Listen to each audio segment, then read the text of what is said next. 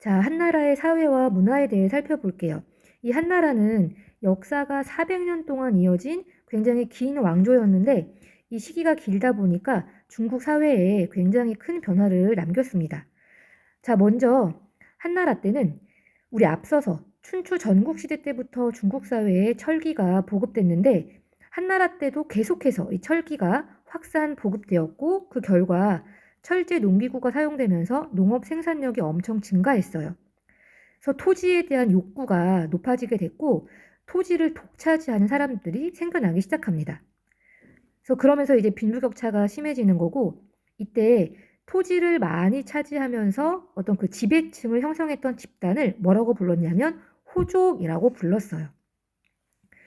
그래서 각 지역에서 호족들이 토지를 독차지하면서 농민들을 고용해서 토지를 경작했고 이뿐만이 아니라 호족들은 향거리 선제라는 관리 선발 방식을 통해서 중앙의 관직도 독점했어요.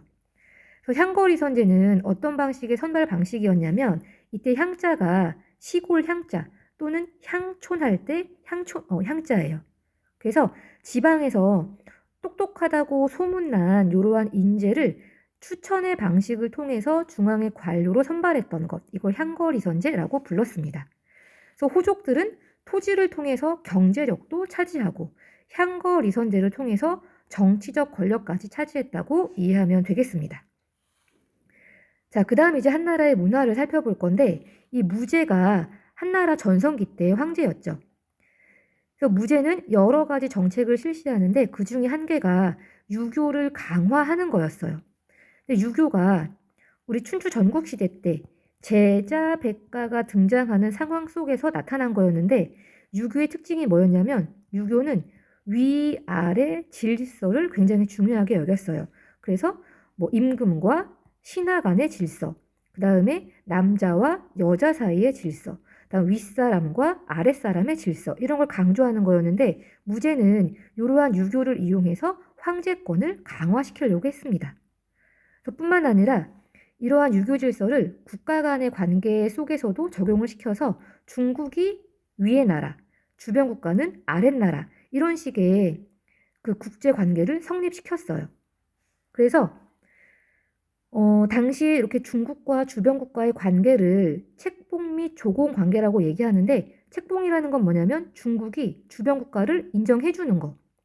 그 다음에 조공이라는 건 중국에게서 인정받은 나라가 중국에게 물자를 바치는 거. 이걸 조공이라고 해요. 당시 중국을 중심으로 한 동아시아 질서를 책봉 및 조공 관계, 조공 질서라고 부른다는 걸 이해하면 되겠습니다. 그리고 무제는 이 유교를 중국 전역에 보급하기 위해서 유교를 가르치는 교육기관, 태학을 설치했고 오경 박사라는 건 이때 오경이 5가지 유교 경전을 의미해요.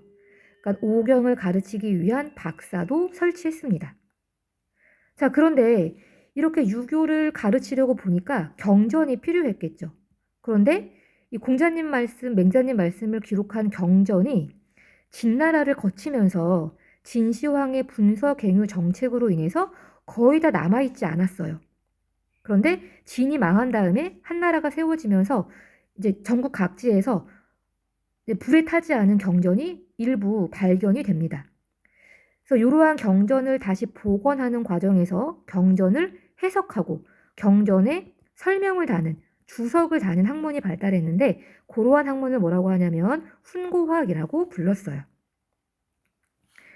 자, 그 다음 이제 이 시기 때 역사책도 많이 편찬됐는데 여기 첫 번째 줄에 보니까 기전체라는 어려운 말이 나와 있죠. 선생님이 기전체는 수업 시간에 별도로 설명할 거고 한나라 때 쓰여진 대표적인 역사책이 사마천이라는 사람이 쓴 사기라는 책과 후한시대 때 반고라는 사람이 쓴 한서라는 책이 있었어요.